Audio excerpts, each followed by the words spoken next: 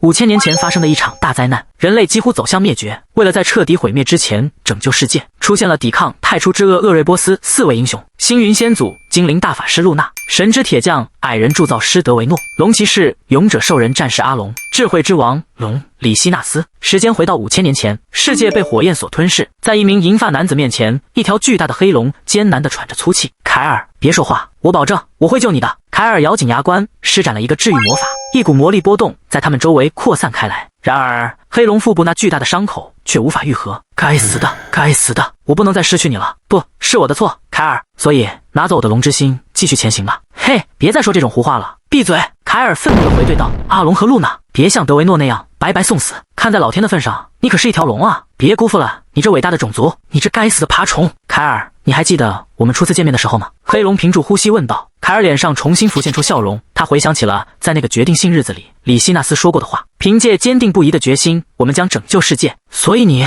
对不起，把你独自留在这困境中。眼皮缓缓合上了，凯尔凝视着这条没了气息的黑龙，抬头望向那灰扑扑的天空。黑雨开始倾盆下，这致命的雨会夺走生命，这清楚地表明世界正加速走向灭亡。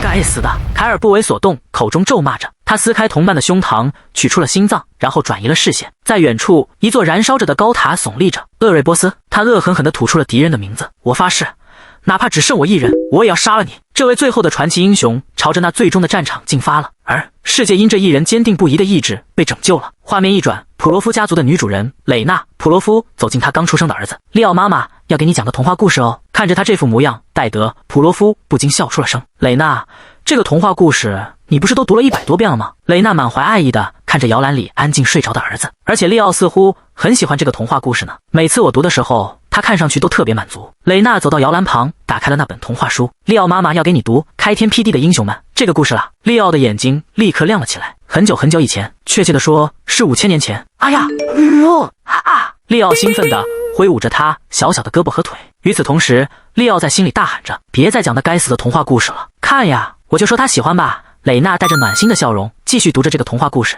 要是普罗夫夫妇知道的话，肯定会大为震惊的。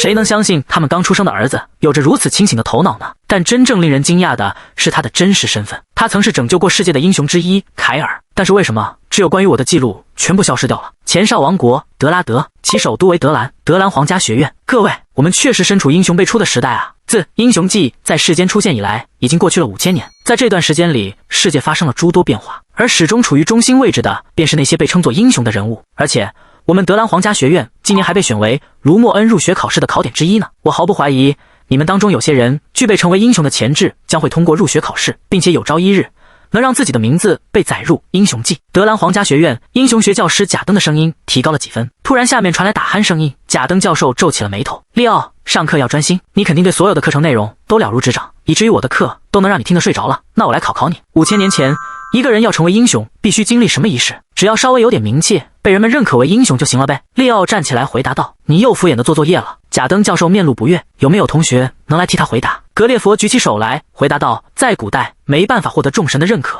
所以他们通过神圣的仪式来选拔英雄。血之仪式就是个典型的例子。对，回答正确，我们王国最大的魔法天才格列佛，我会期待你这次卢莫恩入学考试的成绩的。贾登教授眯起了眼睛。利奥一脸不悦，那时候见到众神哪有那么难，可他们却没有认可的办法。5000年前那是众神可以随意降临世间的时代，还有神圣仪式，有这回事吗？利奥咂咂嘴，看向自己的课本。英雄记，这是众神赐予世间的奇迹，用以永远铭记他们。可为什么我就被当作不存在一样呢？他朋友们的记载都还在，那是他们曾经存在并拯救过世界的证据。然而却找不到凯尔的任何记载，这也太离谱了吧！就在利奥为自己的命运叹气时，叮叮，下课铃声响了。一下课，利奥就径直回家了。他换上制服，朝练舞厅走去。在训练场上，有一位美丽的女子，蕾娜·普罗夫，利奥的母亲。突然，他以惊人的速度朝儿子冲了过去。蕾娜的木剑很快变换了攻击招式，利奥应对着蕾娜变幻莫测的剑术，啪砰啪。蕾娜看着儿子抵御自己的攻击，眼中闪过一丝光亮。经过10分钟你来我往的交锋，蕾娜沉浸在了对练之中。她下意识地使出了一个很刁钻的招式，这招对她儿子来说太难应对了。蕾娜赶忙试图撤回剑招，来不及了，啪！蕾娜惊讶地瞪大了眼睛。利奥挡开了那记冲着自己脖子来的攻击，紧接着迅速朝蕾娜逼近，他的木剑剑尖指向了蕾娜的脖子。蕾娜愣住了，利奥收回剑，叹了口气，对自己儿子用这招是不是太过分了啊？看着利奥挠着头，蕾娜问道：“利奥，你还是打算去卢莫恩吗？卢莫恩学院，世界4大英雄学院之一，而且英雄记就存放在那里。我得弄清楚我死后发生了什么事。那段遥远的时光，那时的故事，如今只成了传说。凯尔死后发生的事，并没有被好好记录下来。如果能查阅英雄记，或许他就能弄清楚那之后发生的事了。这就是利奥想进入著名的卢莫恩学院的原因。”利奥回答道：“是的，我明白你的意思了。”蕾娜笑了笑：“泽丁格家族的人明天会来德拉德，他们同意住在咱们家。”“是啊，虽然我个人并不想这么做，但既然吉斯是他们家族的副族长，我会找他帮个忙，他可能愿意教你泽丁格家族的斗气技巧。”蕾娜一脸认真地说道：“让你继承泽丁格家族的斗气技巧，要是这样的话，你就能成长到足以明年被卢莫恩学院录取的程度了。”“妈妈好像在考虑明年的事呢。”利奥微微一笑：“我可是打算今年就考进去的。”第二天一早，嘎吱，普罗夫府邸的大门缓缓打开，泽丁格家族的成员们走了进来。车门打开，吉斯和塞利亚走了下来。“为什么我们要住在这里，叔叔？”塞利亚本想干脆把一整间高档酒店包下来的。对于要在一个贵族家庭借宿这件事，塞利亚可不怎么乐意。他的志向可不只是被卢莫恩学院录取那么简单，他的目标是成为成绩最优的毕业生。因此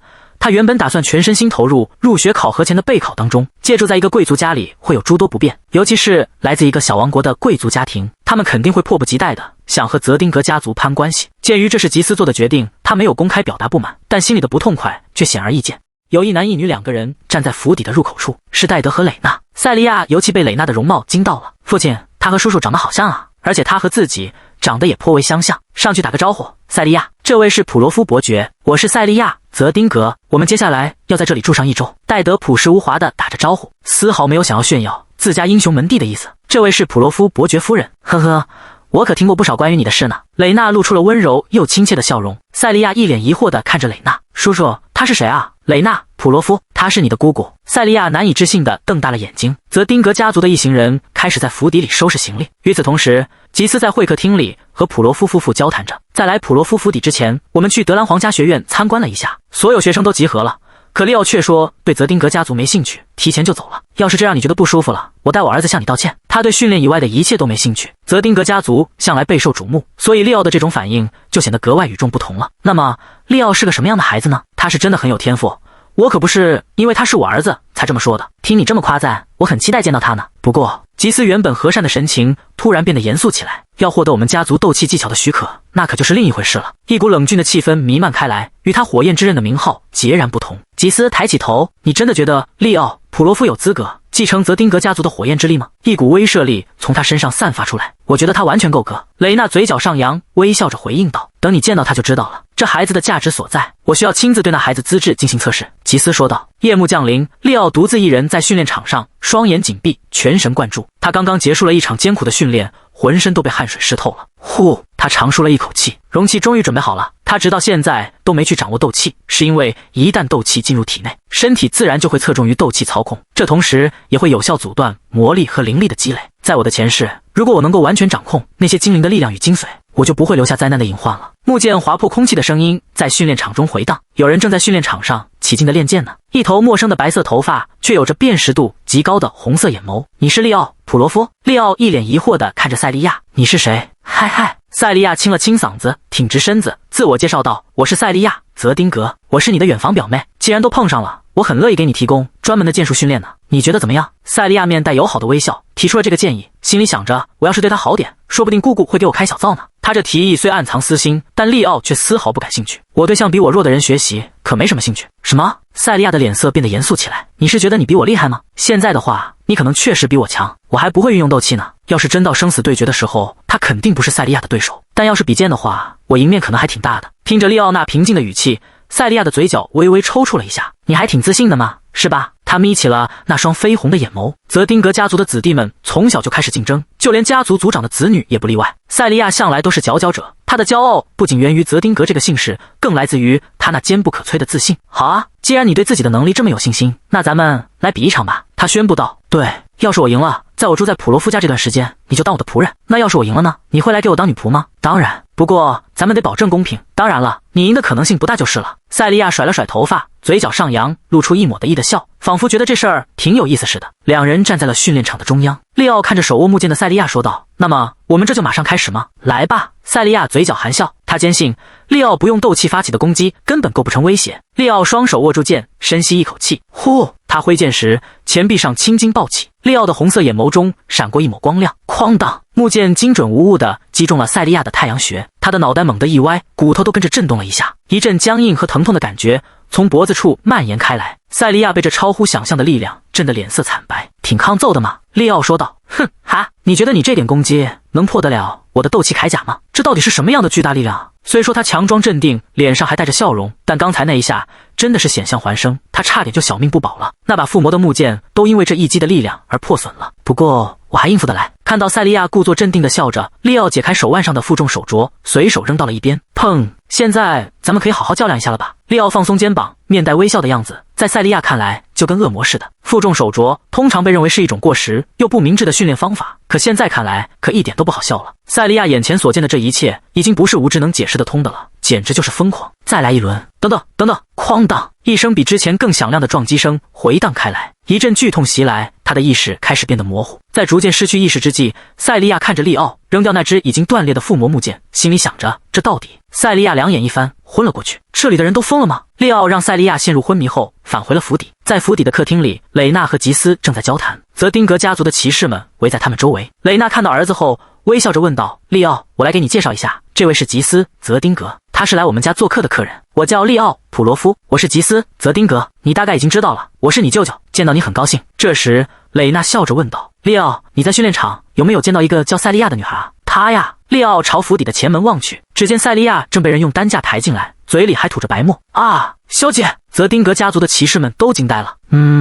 吉斯惊叫道，他还没掌握斗气就打败了赛利亚。惠顿，怎么回事？吉斯一问，惠顿便将训练场上发生的事解释了一遍。听完叙述后，吉斯低下了头。赛利亚战败的原因很明显了，是傲慢，因为利奥不会运用斗气，赛利亚就小瞧了他。吉斯站到了利奥面前，你打败了赛利亚，挺厉害的嘛。他小瞧我了，没错，不过看起来你和赛利亚还打了个赌。是的，我和赛利亚打赌了，输的人要给赢的人当仆人。从现在起，赛利亚、泽丁格要给我当1周的仆人。与此同时，吉斯轻声笑了起来。赛利亚是泽丁格家族的人，你可不能随便让他干仆人的活儿。他似乎想轻描淡写的把这事接过去。我想遵守这个赌约，不过我有个别的提议，不如……吉斯摸着下巴思索着，让你学习我们家族的高阶斗气技巧，怎么样？我拒绝，这个赌约是我和赛利亚之间的约定。利奥朝赛利亚看了一眼，吉斯大人，您称他为泽丁格，既然背负着名门世家的名号，就必须对自己说过的话负责。移开视线后，利奥又与吉斯对视了起来。就算要协商，那也是我和他之间的事。而且利奥加重了语气，如果拿斗气技巧来，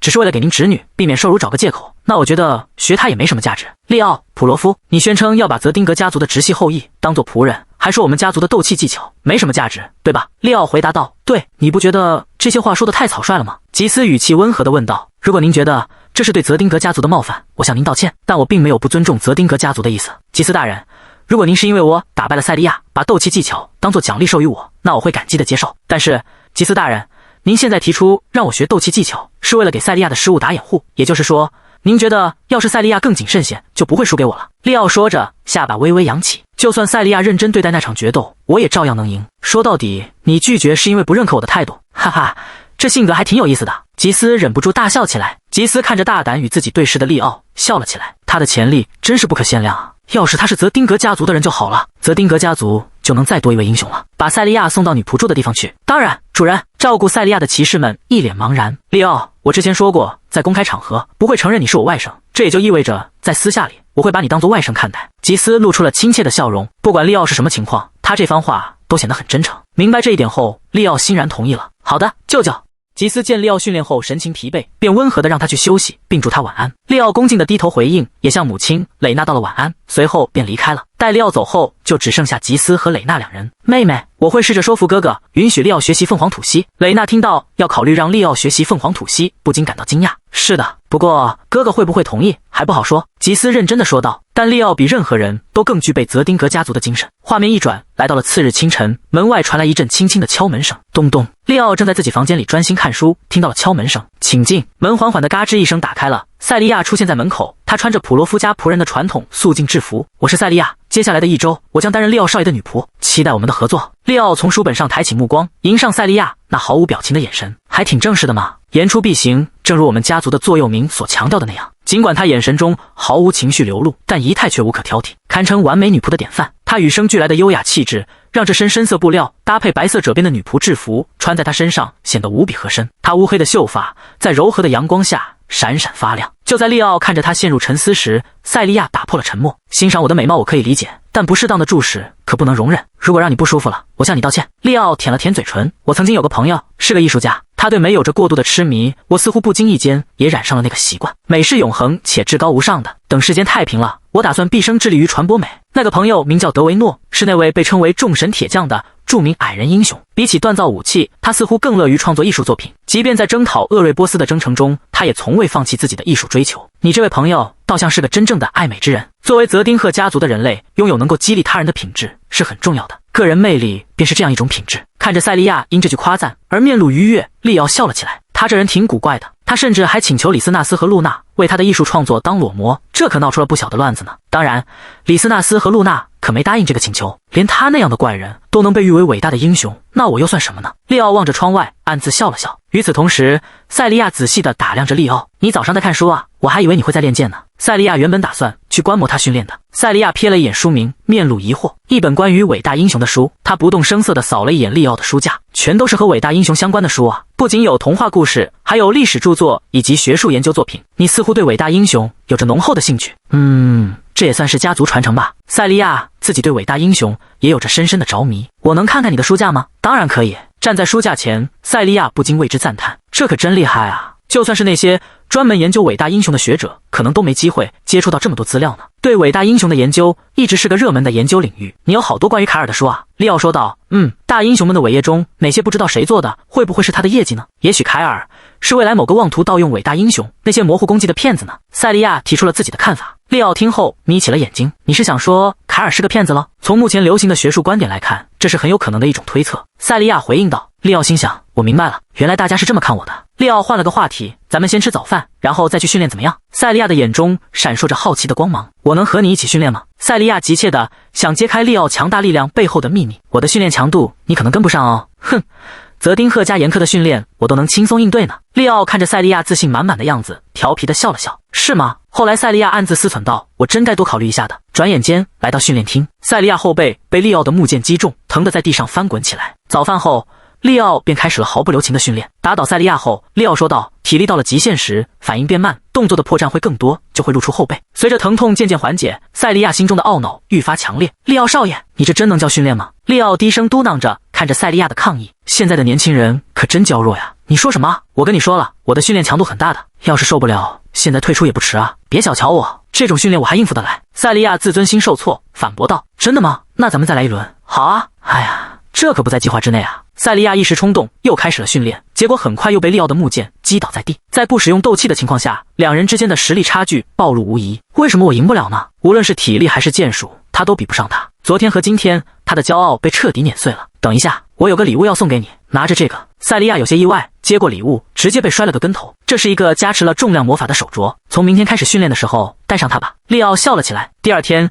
就在两人休息的时候，吉斯走进了训练场地。他摸着下巴，看着塞利亚颤抖的身形，这对塞利亚来说会是一次宝贵的经历。在进入卢莫恩学院之前经历这些，或许是有好处的。在吉斯看来，利奥是塞利亚遇到的第一个绊脚石。舅舅，您来这儿有什么事啊？塞利亚强撑着起身问道。坐下休息吧，你看上去累坏了。说完，吉斯转向利奥。利奥在呢，舅舅，我正在考虑推荐你作为家族继承人来传承凤凰吐息这项斗气技巧。吉斯突然这么一说，让塞利亚大吃了一惊。凤凰吐息，那可是只传给家族内得到认可成员的斗气技巧啊，这是不是意味着他正式成我表哥了？塞利亚一脸困惑地看着利奥。父亲不太可能轻易同意啊，所以是有条件的。利奥问道。什么条件？那就是通过卢莫恩学院的入学考试。叔叔，卢莫恩学院的入学考试是实战形式的呀。对于还没掌握斗气技巧的这位，我是说利奥少爷，这风险也太大了。听了塞利亚的话，利奥只是微微一笑。比起平静的日常生活，他可是更熟悉生死战场的。利奥，你对这事怎么看？吉斯问道。利奥反问道。您和我父母商量过了吗？吉斯回答道。他们说会尊重你的决定。那我参加考试。他本来就打算说服父母，让自己参加今年的入学考试呢。利奥毫不犹豫地答应了，这让吉斯露出了满意的笑容。这么说，你早就打算参加今年的考试了？一周后的早上，一大群人聚集在德兰皇家学院的中央竞技场，他们都是来观看入学考试的。塞利亚在当了一周女仆后，换回了自己的衣服，她捋了捋头发。你紧张吗？少爷，不紧张，不过你还是注意一下，语气比较好。哎呀，塞利亚赶紧捂住了嘴。过去这一周已经让他养成习惯了。这时突然有人叫他的名字，让他吃了一惊。赛利亚，利奥，普罗夫，你怎么在这儿？走过来的格列佛皱起了眉头。利奥回答道：“我来参加卢莫恩学院的入学考试呀。”什么？你要来参加入学考试？哈哈哈！格列佛放声大笑起来。你这是急着去送死吧？你连斗气都还不会用，就来参加卢莫恩学院的入学考试？格列佛根本没理会利奥，而是站到了赛利亚面前。赛利亚，这次咱们都好好加油吧。赛利亚听了，眯起了眼睛。不好意思，你是谁来着？1周前咱们在德兰皇家学院见过呀。我是格列佛·特拉登，是德兰最厉害的天才魔法师啊。对哦，是有这么回事。好吧，那咱们都加油吧。那么告辞了。赛利亚一把抓住利奥的手腕，朝着喧闹的地方走去。可恶，居然假装和赛利亚很亲近。格列佛气得两眼冒火。泽丁赫家族在普罗夫家留宿的事已经是人尽皆知了，但利奥是赛利亚表哥这件事还没公开，所以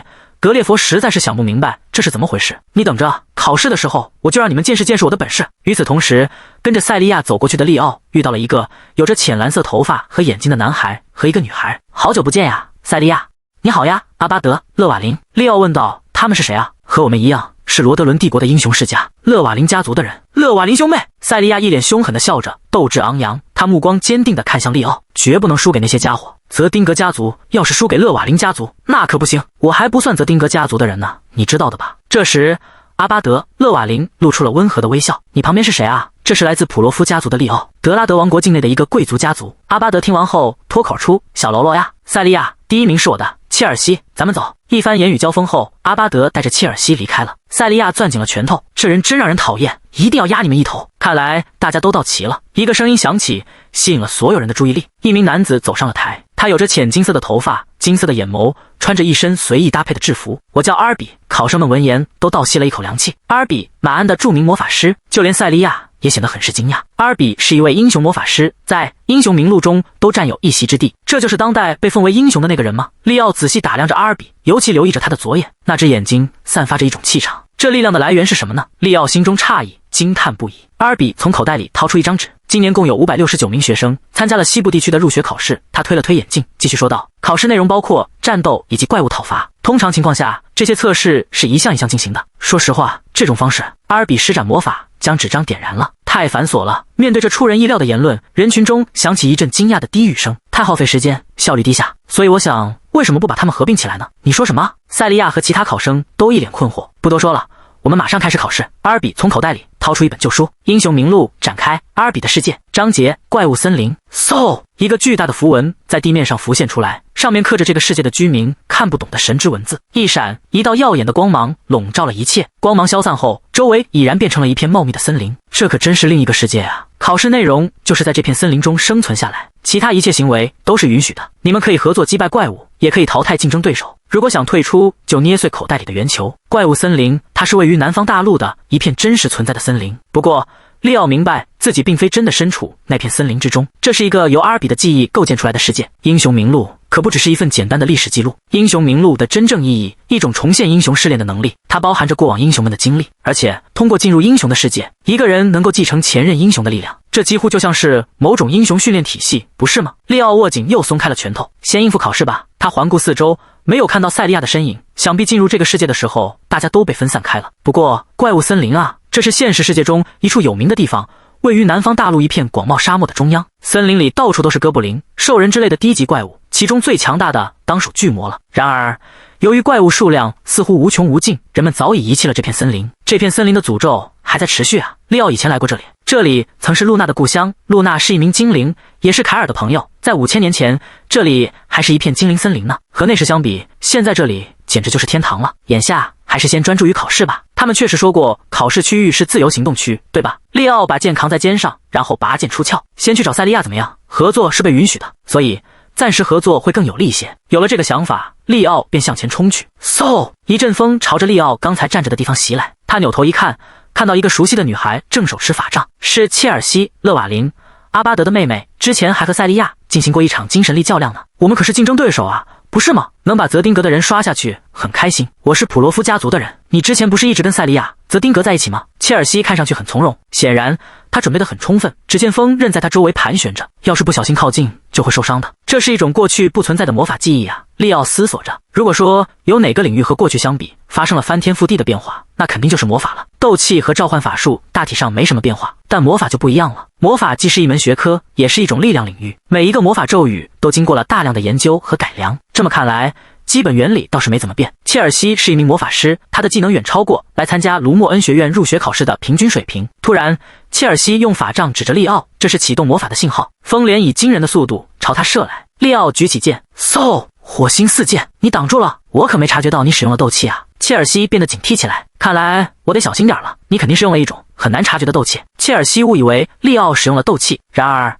利奥其实并没有挡住风莲，这魔法威力挺大，也挺花哨，不过轨迹挺容易预判的。他预判出了魔法的轨迹，用剑改变了攻击的方向。你别这样，我们合作如何？这次考试奖励的是存活时间更长的人，对吧？为什么不合作呢？对于你这样的魔法师来说，有个剑客是很有利的啊。切尔西听了自己的提议，笑了笑，谢谢你的好意，不过我不需要，我可是战斗法师，不需要剑客。切尔西简短的念了一段咒语，施展起魔法来。风之龙卷，风之剑，嗖！一个龙卷风在切尔西身边盘旋起来，切尔西的头发在风中飞舞。他说道，趁还没受伤，你还是投降吧。要抵御这次攻击可不容易哦。我承认你魔法的威力。利奥耸了耸肩，不过你的风魔法攻击缺乏变化呀。切尔西的脸色变得紧张起来，你竟敢对勒瓦林家族的直系后裔说教起魔法来了。切尔西恼怒地笑了笑，哼，我可不会在手下留情了，我要用我的力量让你考试不及格。他挥动法杖，释放出了一直蓄势待发的魔法，风莲和风剑铺天盖地地涌来。然而在利奥眼中，风之魔力的流动却清晰无比。利奥微微一笑，腿部发力，我都说了，挺简单的嘛。咔嚓，利奥的身影瞬间消失了，就好像凭空消失了一样。那些魔法咒语一时没了目标，稍稍停顿了一下。好快，他去哪儿了？切尔西急忙施展魔力探测魔法。作为一名自称的战斗法师，他的反应还是很快的。但有一点是切尔西没料到的，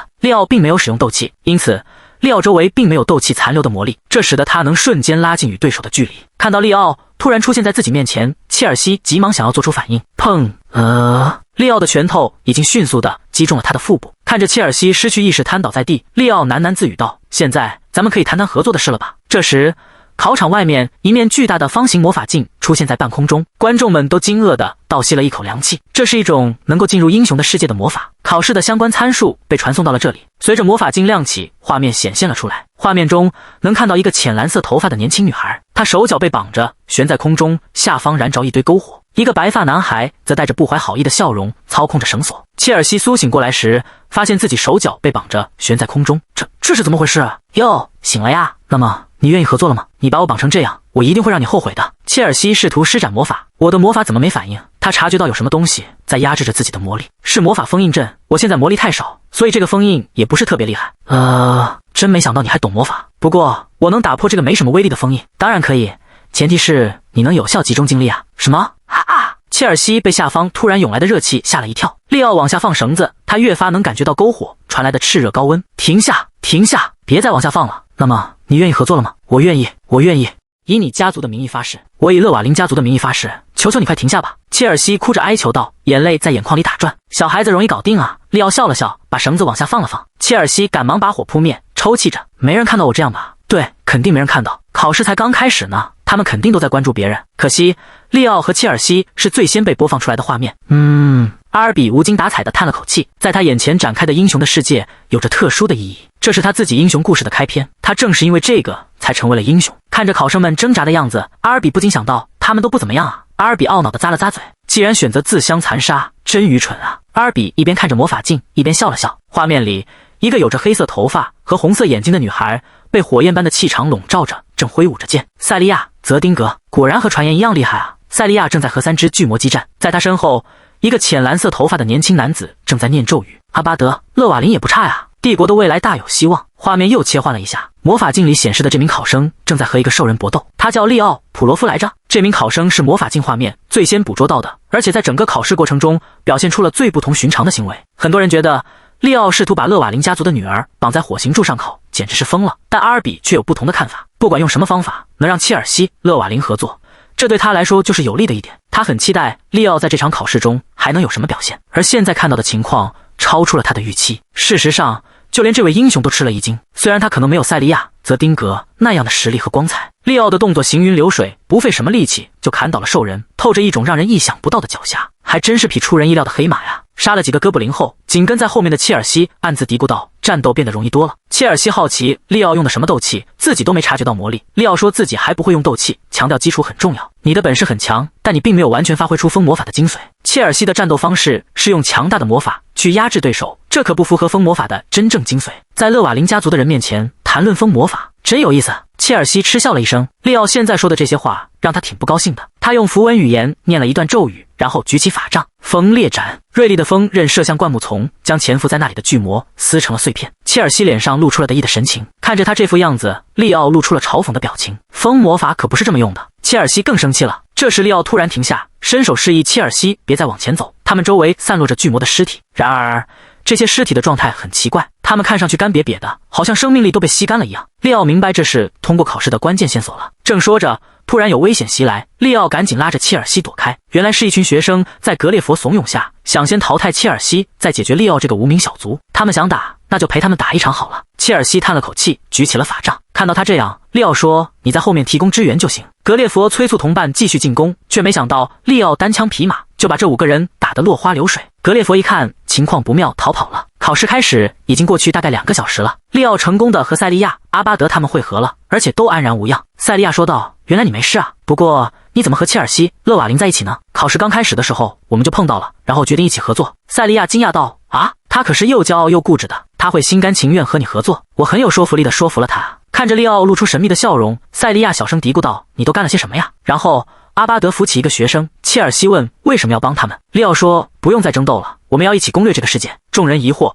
利奥解释说，这狂野森林里有异常，怪物尸体像是被吸干了水分，其他怪物也不见了，推测是出现了高阶怪物，吓跑了他们。阿巴德明白过来，说阿尔比当初就是打败高阶怪物才成为英雄的。话刚说完，众人就感觉到一股不祥的气息从前面树林传来，都吓得不敢动了。利奥说，那东西终于现身了。另一边，格列佛在森林里走着，想让利奥考试失败，结果看到地上有尸体，刚靠近就被不明液体滴到法杖上，抬头一看，一只巨大的蜘蛛就在头顶，准备吃了他，吓得他动弹不得。学院这边，阿尔比看着考试情况，说目前已经有大概500名考生失败了。另一位老师提醒他，就算这样也得按其他地区标准，选大概100人通过，但只剩50名考生还在考试了。阿尔比表示，如果考生不符合标准，他宁愿全部判不及格。院长让他负责考试，就是知道他会这么做，还说只有在艰难时刻才能找出真正的英雄。利奥虽然察觉到森林里的异常，你们能攻略那个世界吗？回到森林里，塞利亚等人准备应对危险。塞利亚给剑注入斗气，照亮黑暗，却看到格列佛在蜘蛛嘴里，众人都惊呆了。阿巴德准备施法攻击，利奥赶紧制止，让格列佛捏碎水晶传送出去。格列佛虽不情愿，但还是照做了。随后阿巴德施展风之穿刺攻击蜘蛛，可伤口很快愈合了。另一个学生冲上去攻击，也被轻易拍飞。塞利亚想用药般技能发出斗气光束，射穿蜘蛛公主的头骨，结果怪物还是瞬间再生了。阿巴德感慨魔法师和骑士的破坏力差距真大，又用原爆法术攻击，虽伤到了蜘蛛，但也没能杀死他。蜘蛛反击时，阿巴德受伤了，好在切尔西及时用风裂斩保护了哥哥。众人这才发现，这只蜘蛛是塔兰图拉毒蛛，是塔尔塔罗斯的怪物，也是厄瑞波斯军队的一员，曾毁掉精灵森林，还吃掉了与之战斗的精灵国王的右手。利奥很确定当初露娜已经杀死了他，但似乎精灵国王右手上蕴含的无限生命能量，生命之环让他活了下来。阿巴德说，要是这怪物是通关考验的关键，那自己一定要打败他。塞利亚问他为什么说大话，两人开始朝着蜘蛛怪物施展组合攻击，可那怪物根本不躲，怪物直接硬抗下攻击，靠着再生能力一次次恢复如初。利奥告诉他们，这样没用的，只会耗尽魔力，因为他能通过吸收伤害来治愈自己。此时那蜘蛛怪物身上正散发着诡异的绿色光芒。塞利亚问利奥有什么建议，利奥说必须要2人合作。阿巴德拒绝了，说自己要当第1名。塞利亚也说第1名会是自己的。利奥说要是不合作，大家都没法通关，都会不及格。两人听了这话都愣住了。阿巴德说，就算合作，要准备出能杀死他的攻击也得花时间，而且除了他俩，没人能拖住这怪物那么久。塞利亚和切尔西也意识到他说的对。利奥看着两人认真的表情，笑了起来。我来拖住他。塞利亚说道，这是在找死啊，你连斗气都还不会用呢，我只能坚持5分钟，5分钟就是我的极限了。利奥转过身去，所以在这5分钟里，你们把所有力量都汇聚起来吧。要是我们在5分钟内准备的攻击没效果怎么办？阿巴德冷冷地问道。听到这话，利奥笑出了声，那我们就一起失败呗。不过我觉得我们不会失败的。阿巴德问道，为什么这么说？火与风象来配合默契，他们很搭的。利奥慢悠悠地朝着塔拉图尼亚走去，看到这一幕，塞利亚说道，阿巴德，准备好。呼，真没想到我们会这样合作啊。阿巴德笑着汇聚起自己的魔力，咚咚滋滋。塔拉图尼亚此刻只剩下最原始的攻击性了，朝着利奥的方向发出低沉的嘶吼。还挺让人怀念的呢。利奥冷冷地笑了笑，好久不见啊，咱们来打碎你那丑陋的双锤吧，你这害虫！利奥一边朝塔拉图尼亚靠近，一边转动手指，让长柄武器旋转起来。原本轻盈旋转的长柄武器开始以惊人的速度飞速旋转起来。塔拉图尼亚张开大口猛扑过来，利奥汇聚离心力，顺着长柄将武器下滑握住，然后单手一挥，塔拉图尼亚把长长的前腿往后背刺去。利奥跳起来躲开攻击，轻盈落地。这武器我用不了太久。他迅速查看了一下武器的状况，虽说刚才那下攻击得手了，可仅仅一次攻击就已经让武器受损了。灵气既能增强武器的攻击力，也能维持其耐用性。切尔西用风魔法把其他考生的武器给我送过来。利奥一边躲避塔拉图尼亚的攻击，一边大喊道：“在这么快速移动的情况下，根本没办法精准控制啊！你会受伤的，我会接住的，快送过来啊！要哪种武器？随便，赶紧送就行。”在利奥的催促下，切尔西用风魔法收集起其他考生的武器，然后送了过去。呼啸，一把锋利的弯刀和一把厚重的大剑朝利奥飞了过来。塔拉图尼亚想用前腿刺向利奥，利奥在空中优雅的一跃，快速旋转身体，巧妙地避开了攻击。砰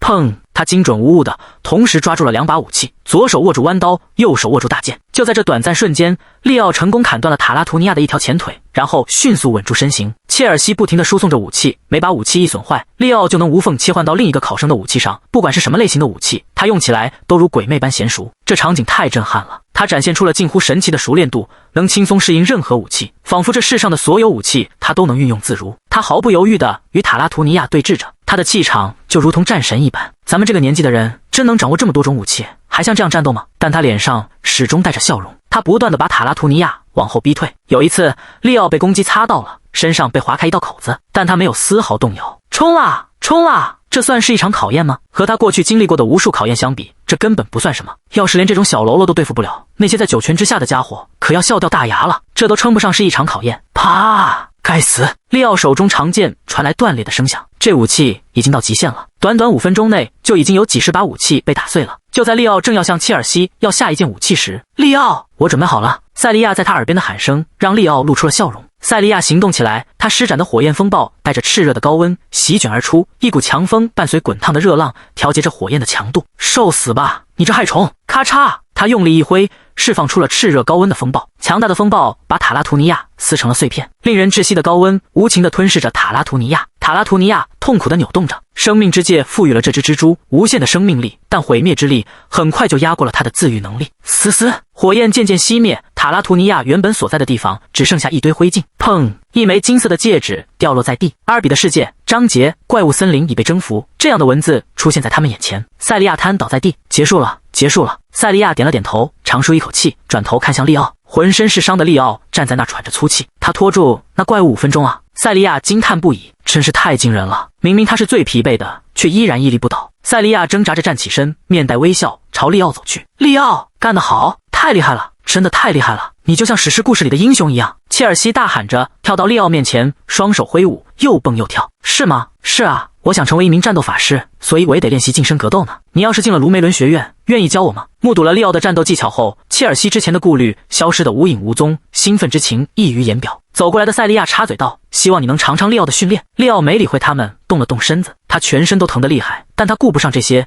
俯身捡起了塔拉图尼亚掉落的戒指。戒指上散发出一小股金色光芒，同时出现了一个小精灵。利奥的眼睛微微颤抖，是个熟悉的小精灵，是希尔罗德，精灵王的继承人。他静静地抬头看着利奥：“嘿，希尔罗德，你还记得我吗？”利奥的声音微微颤抖，开口问道。这是露娜去世后他们的首次相遇，但希尔罗德只是微微一笑，没有说话，随后便消失了。利奥环顾四周，这个世界开始出现裂缝，他们作为英雄征服的这个世界正在渐渐消散。不管怎样，都结束了。利奥深吸一口气，接着伴随着一道耀眼的光芒，这个世界崩塌了。在那转瞬即逝的瞬间，奖励，精灵王的誓言，一项本不该出现的奖励出现了。中央大陆，世界的中心枢纽，卢梅里亚城，一座与卢梅伦学院一同存在了3000年的历史名城。一位老者站在城中捋着胡须，呵呵，看来西部地区的考核结束了。真的已经结束了吗？阿尔比大人，那小伙子办事效率挺高的吗？老者笑了起来，虽说他已年逾100岁，但在这个世界上没人敢小瞧他。剑心加里安·贝丹，一位达到剑术巅峰的英雄中的英雄，来看看，呵呵，人数还不少呢，40个。加里安平静地说道。听到他的话，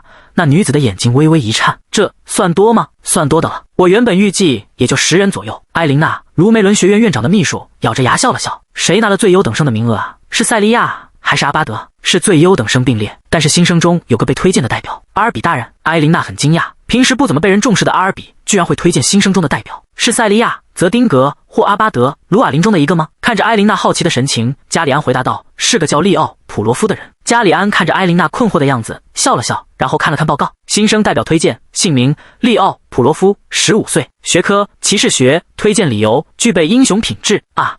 阿尔比还特意强调了具备英雄品质呢，真想知道这是个什么样的学生。加里安捋着胡须笑了起来。画面一转，来到了一个浴室。利奥说，像这样的伤痛应该小心对待，需要时间慢慢恢复。他特别放松地坐在浴缸里，然后他把头潜入水中。利奥心想，通关一个在世英雄的世界时，按道理是不该获得奖励的，但不知为何只有他的到了。他好奇这到底是怎么回事。这时有什么东西引起了他的注意，原来是他的母亲走进了房间，问他知不知道自己为什么会被逐出泽丁格家族。他一无所知。母亲告诉他，在营救一名同伴时，他最终失去了泽丁格家族的火焰之力，不过他从未后悔过自己的这个决定。他希望利奥能把自己的力量和天赋用在正途上，还恭喜他被卢梅伦学院录取了。卢梅里亚城这座繁华的大都市坐落于大陆的中心地带，它被誉为世界的中心，不仅因为其地理位置处于中心，还源于它深刻的象征意义。在卢梅里亚城内，其中一扇空间传送门闪耀着光芒。女士们、先生们，我们现已抵达卢梅里亚城，请确保带好您的所有物品，然后从这扇门出站。伴随着这一广播提示，利奥穿过门走了出来。空间传送门被巧妙地设置在卢梅里亚城的城郊，位于一片高地之上。他刚一走出传送门，卢梅里亚城壮丽的城市景观便展现在他眼前。呼！利奥那雪白的头发在微风中飘动，远处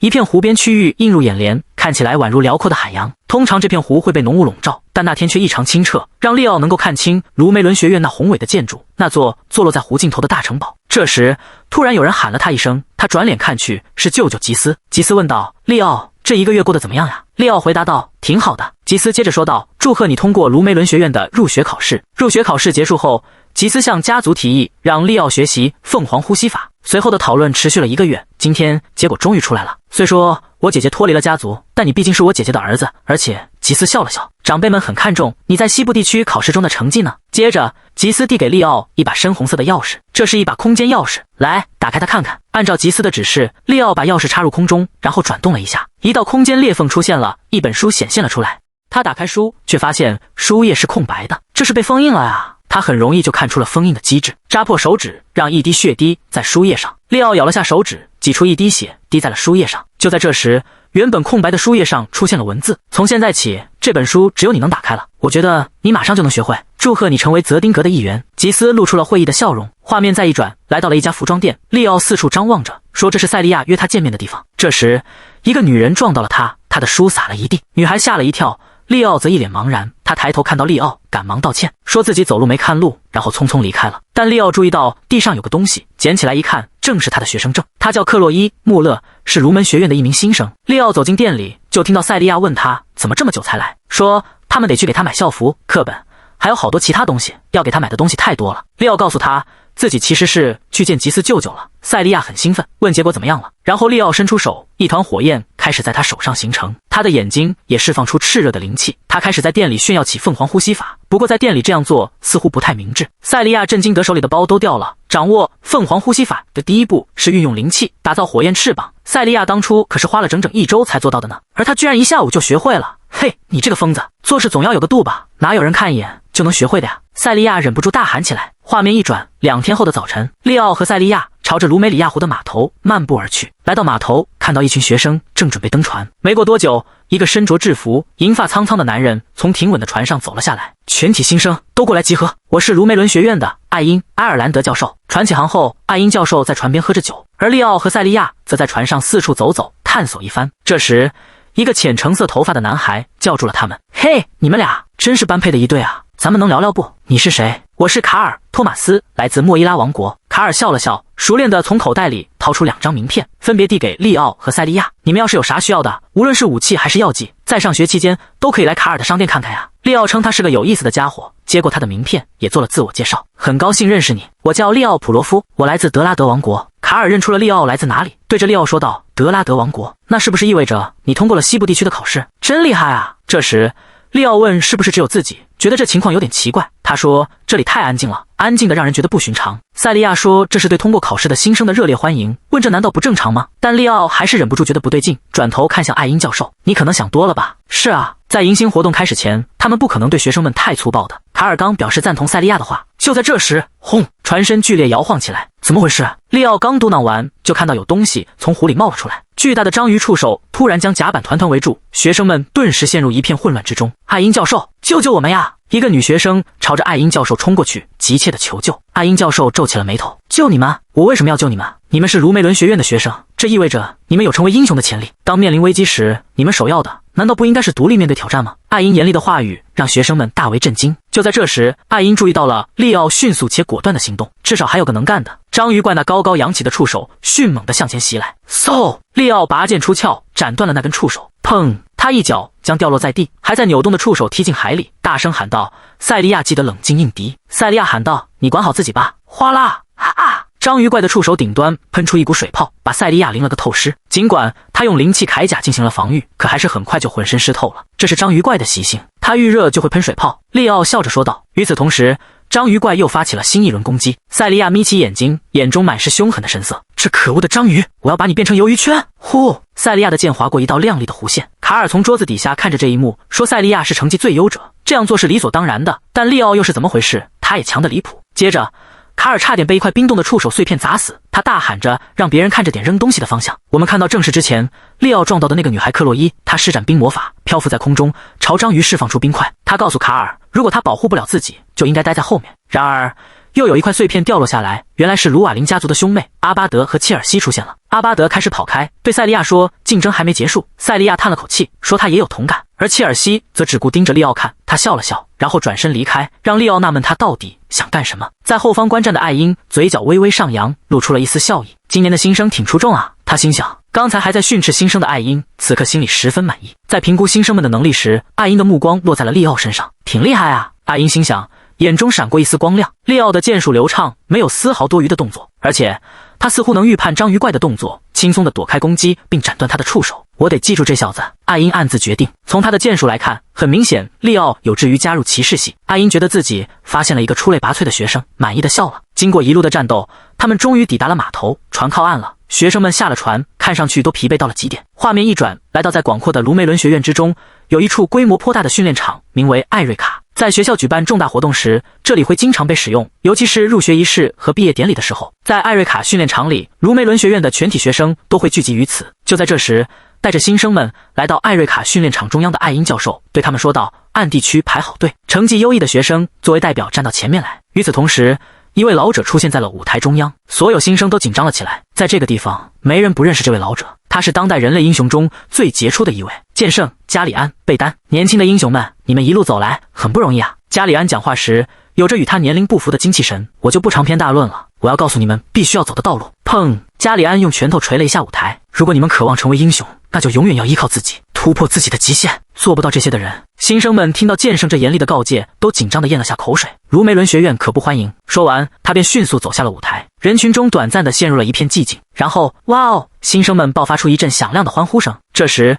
主持仪式的教授走到讲台上，说道：“现在有请新生代表发言。”听到这话，整个艾瑞卡训练场的人都把注意力集中到了教授的话语上。新生代表能从卢梅伦学院的众多天才中被选中，那可意味着是最顶尖的存在。毫不夸张地说，那可是数百名怀揣英雄梦的学生中最有希望成为英雄的候选人啊！站在最前面的那些成绩优异的学生，脸上也满是紧张的神情。在所有人的目光都聚焦于此的时候，主持仪式的教授开始说道：“新生代表利奥·普洛夫。”接着，主持仪式的教授宣布道：“利奥·普洛夫同学，请上台来。”利奥带着疑惑走上了舞台，他与负责西部地区考试的阿尔比对视了一眼。向来面无表情的阿尔比脸上露出了一丝淡淡的微笑，看来这是监考官的推荐啊。利奥暂且放下心中的疑惑，站到了舞台上。讲台上放着一份事先准备好的演讲稿。利奥讲完合上演讲稿，向大家表示感谢。干得好，利奥同学！现在作为新生代表，请说说你的志向吧。主持仪式的教授脸上带着一丝狡黠的笑容说道：“新生代表的志向可是众人瞩目的焦点，这向来是卢梅伦学院入学仪式的一项悠久传统。在激烈竞争中胜出，